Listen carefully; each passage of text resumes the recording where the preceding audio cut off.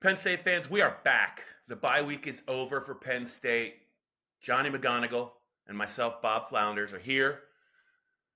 James Franklin's press conference on Monday just concluded.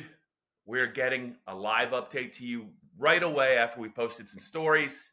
Johnny, I had a pretty good bye week after the USC game. I think your bye week is one for the ages at PennLive because you got about 300 days of jammed into about, I don't know, 72 hours. So much respect to you. I'm glad you survived the West Coast and your trip to Austin, Texas. Maybe before we get to James, you can maybe share a little bit of that and how you kind of liked it because you had a pretty elite experience.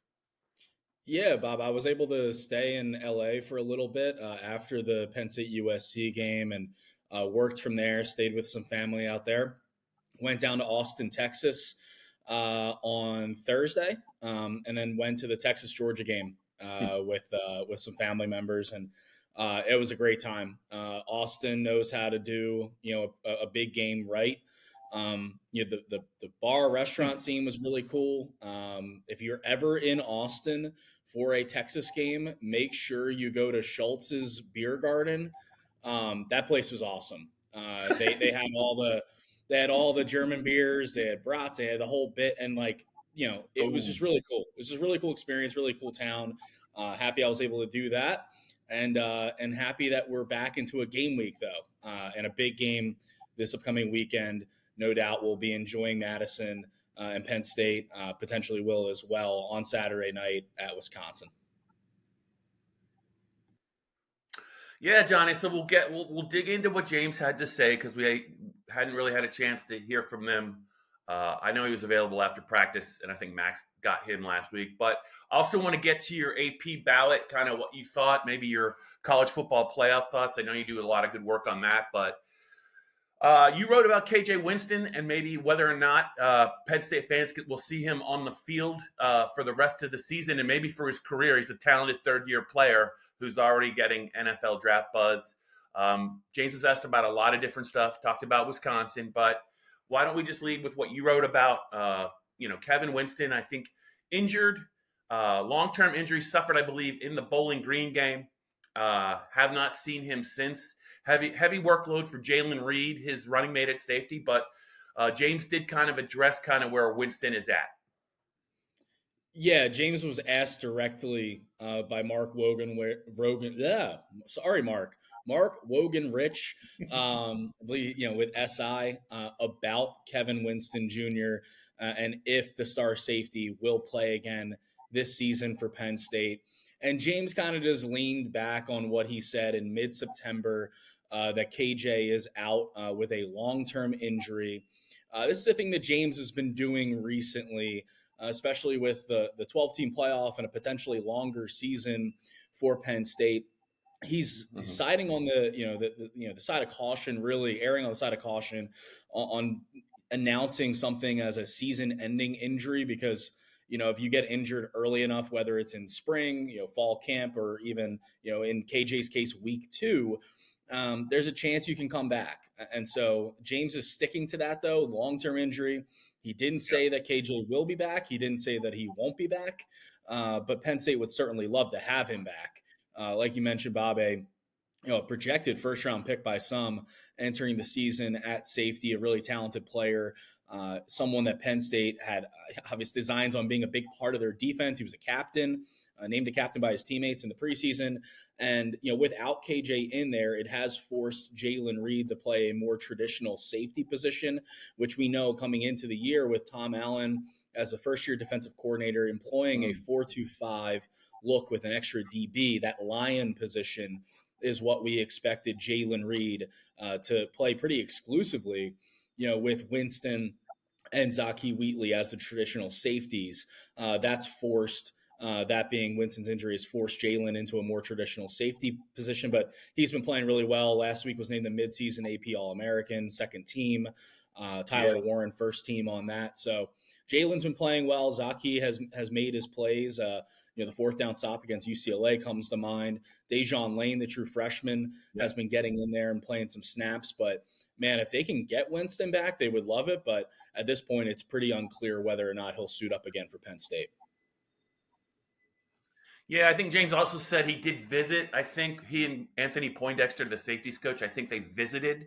He made it sound like they visited with Winston, maybe outside the State College area. I don't want to read too much into that, but I mean, if he's dealing with a long-term injury issue, maybe he needs to be someplace other than State College. But he did say he had a nice visit with him, left the door open. If he could come back, it would be great. I do sometimes worry a little bit, Johnny, about the tread on Jalen Reed's tire, because it's really hard against a good team to take him off the field. He's just too valuable now, and now that value is magnified without Winston. Just he's made so many big plays for Penn State this year, starting with the West Virginia game. Had a couple of really big plays against a USC offense that was very challenging. So yeah, you just worry about maybe they're gonna face a physical Wisconsin offense Saturday. Ohio State's right around the corner. There's some really, really challenging games coming up. So hopefully Jalen Reed, they need him absolutely to stay healthy. So I think they can't really put him on a pitch count, right? But it's hard to take him off the field. Let's just see how that plays out, Johnny. Any other things that really jumped out to you from James's presser, or maybe how he answered some questions? Yeah, I mean, he was asked about the wide receivers and how he would assess that group at the midway point of the season as Penn State sits here at 6-0 as it enters the back half of the regular season. We know what kind of a question mark that wide receiver room was coming into the season. You add Julian Fleming from Ohio State into the mix. You retain Harrison Wallace, Liam Clifford. We heard all, during the preseason about how well he looked, and Amari Evans becoming a more consistent piece of the offense. And James says that it's been nice that, each of those four wide receivers, have had their moments, have had their games. Trey Wallace in the opening game against West Virginia. Liam Clifford had his first 100-yard game a couple weeks ago. Julian Fleming with a couple of huge catches on fourth downs at USC. Amari Evans has taken the top off the defenses at times. And so I think from my perspective, and I think you would agree, Bob, like you would like to see those guys be more consistently involved on a weekly basis. But it is encouraging that each of them have provided something to this offense. Even Liam Clifford had a few catches out at USC that were pretty big. But at the same time, when James is talking about how well these wide receivers have played and the production that they've got out of them, man, it's a Tyler Warren show right now, and that's to be expected. And so I don't see that changing on the back half of the season, the back half of the schedule. I think Tyler Warren will still command the vast majority of the targets in this offense until teams decide to start, triple teaming him. And then I think they still would like their chances in double coverage against Tyler Warren. And so we'll see how this ultimately plays out, and see how Wisconsin decides to defend and try to defend at least this Penn State offense. Yeah, Tyler really puts it. He really puts defenses in a bind, because it sounds easy, right? Just throw extra bodies at him.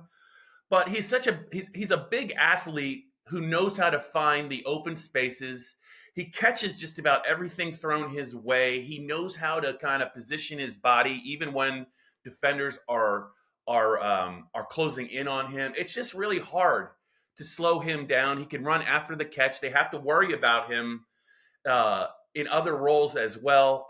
You can double him, but if you put a small guy on him, like he's just gonna body him. He's gonna body on him. If you put a big guy on him, he's just too quick, or he could just run by him. It's really a tough challenge, and he's got Drew's trust. He's got Andy Kotelnicki's trust, and you really need to be very careful how you want to defend this Penn State offense. USC tried their best, right? They had him down a couple of times, but this is a different offense from last year. He was asked about Kotelnicki, James was, and they just have more answers. They have more answers. The quarterback's better. The quarterback is using his legs. Both of them are. Drew's using his legs to extend plays. Two huge fourth down throws that I don't think he's going to make last year, just because he hadn't really, the confidence wasn't there, the trust wasn't there. And it's really been kind of refreshing to watch this Penn State offense, because, even if they're not perfect at the start of the game, and that's been an issue, Eventually, though, they're going to figure some stuff out, and they're really, really tough to slow as the game goes on. Even the Illinois game, Johnny, that Illinois game looks even a little bit better, right? They beat Nebraska. They just beat Michigan. Michigan's got issues, but that's a solid win, and they controlled the line of scrimmage in that game, and that's not easy to do against Illinois. So this is a well balanced, deep Penn State offense, and maybe they don't really need every receiver to step up every week. They just need one or two. You combine that with what Tyler Warren is going to do, and what the run game can do. It's really, really a tough matchup. Yeah, definitely. And James was asked about the run game specifically over the last 2 weeks. It hasn't been as explosive or even as productive, as it was. I say the last 2 weeks over the last 2 games that Penn State has had, coming out of the bye week. It wasn't as productive as it was against Illinois and in weeks prior. We know that Nick Singleton coming back from that injury, missing the UCLA, I don't even necessarily want to call it an injury, the bumps and bruises that he was dealing with, coming back from missing the UCLA game, had 10 carries for 26 yards against USC. Katron Allen took more of the workload in terms of a carry standpoint. And was, he did a job, but he wasn't explosive. It wasn't like the run game was the focus. And I guess a part of that is really just when you're down 14 at halftime, you got to throw the ball. Drew Aller ends up with a career high 391 yards. And James Franklin touched on that. He said, our offense, we're going to do what is necessary to win. And what was necessary to win at USC when you're in a 14-point hole at halftime, especially, is to throw the ball. Yeah. And when Tyler Warren is cooking the way he's cooking, you get him the ball. That has been Andy Kotelnicki's thing. What we've heard, going all the way back to when he was hired in December, talking to former coaches and players and everything else in his stops at Kansas and Buffalo. His thing is getting his best players the ball in positions to succeed. And it seems super simple. But when he is analyzing a defense and USC is going to allow Tyler Warren to get 17 catches for 240 odd yards, 224 yards, they're going to do it. And that might come at the expense of the run game, but that's fine. That it is what it is, whatever it takes to win. And right now they're 6-0, and they've shown on offense that they can win in multiple ways. And I think that's a real positive going into this back half of the season. Yeah, so it's Penn State at Wisconsin. East Coast time, it's a 7:30 kick. Out there in Wisconsin, I believe it's 6:30. I'm going to have to set my watch accordingly, but I think it's a 1 hour time zone difference. But, Wisconsin, they lost their starting quarterback to an injury. In a game against Alabama, and they really paid for it. That game turned into a rout pretty good. They played a really good half of football at USC, and then they just kind of ran out of gas on offense in the second half, got beat pretty good. They've kind of fattened themselves up a little bit on the schedule with 3 wins. They've really pulverized the last 3 teams they've faced, but we're talking about Purdue, Rutgers, and Northwestern. Give them credit for, I guess, minimizing mistakes, leaning on the run game. The defense is usually always pretty solid. They're going to have a rocking environment in prime time next weekend, but this is definitely a test. James talked about kind of the last 3 weeks. The thing that I'm still trying to wrestle with, Johnny, is how much do you put when you look at what they've done offensively and defensively the last 3 games, how much do you weigh the level of competition they've faced? Because now they're facing a complete team.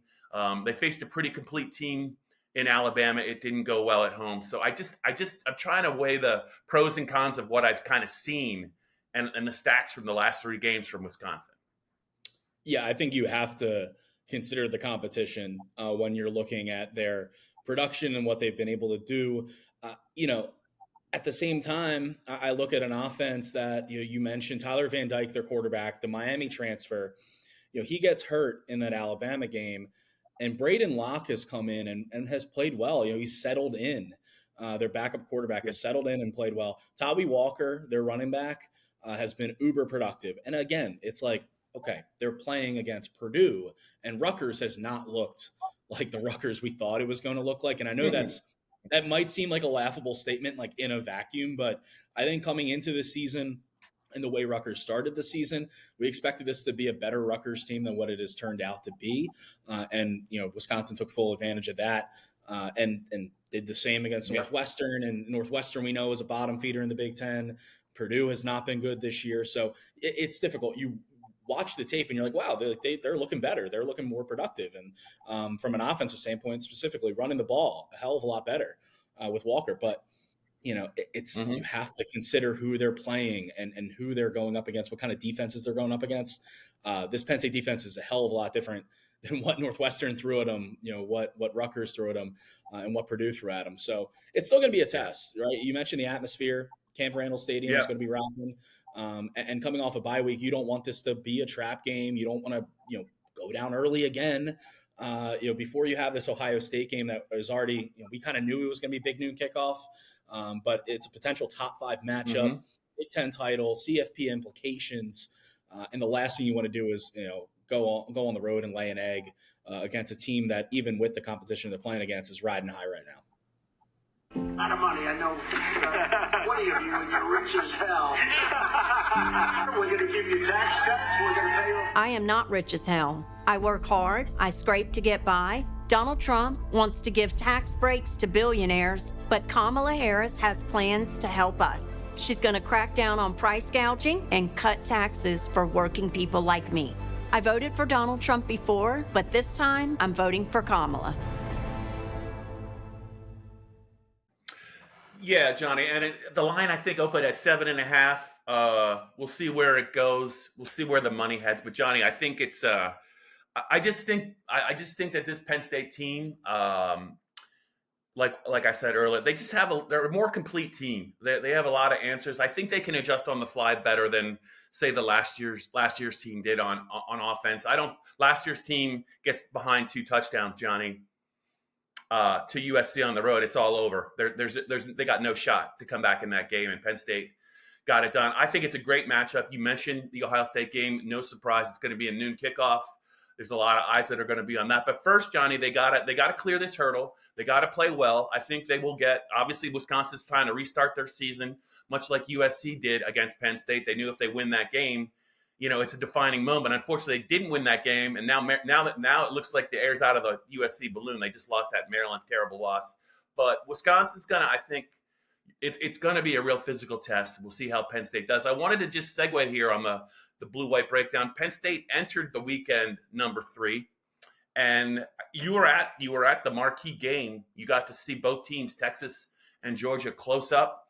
Georgia's athletes showed up. Texas is a good team, but when Georgia plays like the way that they play, it can be real tough to deal with that outfit. So, two thoughts for you that you don't have to tie them together, but Penn State is still number 3. Was that something that you wrestled with? I'm sure you're going to get some feedback, via email about what went into your thought process. And I know you've kind of explained everything, but for those people who haven't seen that story, was it tough for you to kind of line up the top 3 or 4 the way that you did? And also, if you want to chat a little bit about we're getting closer and closer to starting to look at a more solidified college football playoff field, at least some of the spots. Just your thoughts on both of those, Johnny. Yeah, it was difficult. The whole top 5 really and top 10. By the way, Indiana, I put Indiana number 10 because you know what? The Hoosiers are undefeated. They kicked the crap out of Nebraska. I mean, they kicked the crap out of them. And I think they ended up being number 13 overall in the AP poll. I'm sorry. I think they're a top 10 team, and until they slow down, they have to prove me otherwise. Indiana is a legitimate college football playoff contender, but so is Penn State, and so is Oregon, and so is Georgia. I had Oregon 1, I went Penn State 2, and I went Georgia 3, and then Ohio State 4, Texas 5. I wrestled with the 2-3 a good bit. And the only reason why, at least I shouldn't say the only reason why, but a big reason why I didn't flip Georgia up to 2 and ahead of Penn State is because I really was not impressed with Carson Beck at all, Georgia's quarterback. I mean, 3 interceptions, he just did not play well. And really haven't been all that impressed with Georgia's offense this season as a whole. I mean, they got back to running the ball a little bit, but they got gifted some short fields at Texas. The Longhorns were shooting themselves in the foot in the first half, go down 23-0 at halftime. So yeah, I think if you were to, if someone had a real argument, and there have been, people emailing me or even just talking to college football fans elsewhere, and saying that, hey, Georgia should be 2. Yeah, that's fair. That's fine. Like I get it. And that is ultimately where they are in the overall AP poll. But I thought with Penn State being on the bye, coming off that win at USC, I thought it was a big win for Penn State. They're undefeated, and really until they lose, I don't think they're going to lose this weekend against Wisconsin, and then you have the Ohio State game coming up. I think this is a top 2 team in the country, but we'll see how it all pans out, Bob. But yeah, I did wrestle quite a bit with that 2-3. Yeah, and I'm glad you brought up Indiana. As a Nebraska fan, I was excited to watch that big noon kickoff game in Bloomington of all places, but it really wasn't really ever a game. It got nasty in a hurry. And that team, that offense, they're a confident bunch. I think the quarterback has a little bit of an injury now, and I don't know how that will impact that offense. It looked like it didn't impact that much.